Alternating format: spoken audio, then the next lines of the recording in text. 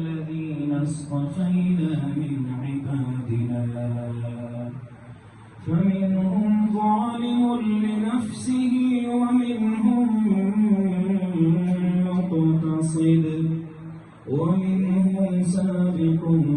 بالخيرات بإذن الله ذلك هو الفضل الكبير.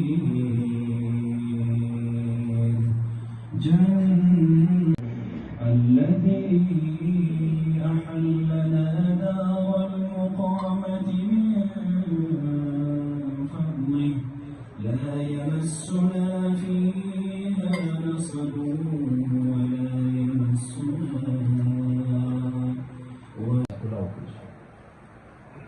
محترم المقام गिरामी कदर मुअज़्ज़ज़ उलमाए किराम तलबाए निज़ाम द दې کلي او د دغې